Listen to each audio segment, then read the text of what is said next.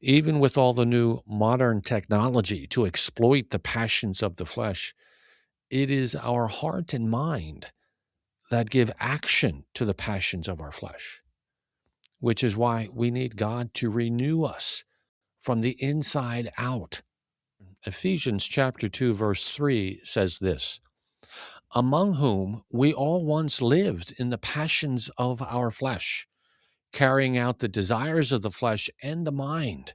It is interesting, this passage says, carrying out the desires of the flesh and the mind. Certainly the desires and temptations of the flesh are many, such as greed and lust and drugs and alcohol, porn, gambling, and many others. And in many ways, the desires of the flesh are all the same today as back then as well.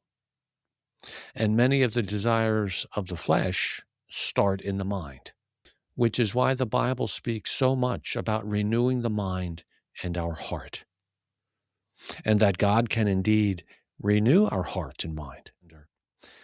Psalm 51:10 says, create in me a clean heart, O God, and renew a right spirit within me.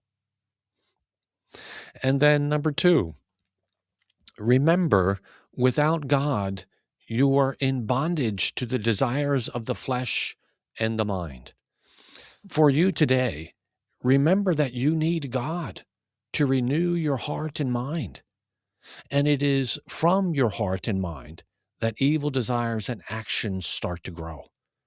Make the decision to have regular devotional time, to stay close to God so He can renew your heart and mind. It does not need to be a real long time, but regular, consistent devotional time, whatever that might look like for you, to stay close to God so that you can stay focused on spiritual things and not the desires of the flesh. For more faith-based recovery resources for yourself or your church or recovery facility, please consider the books and videos of hoperecovery.us.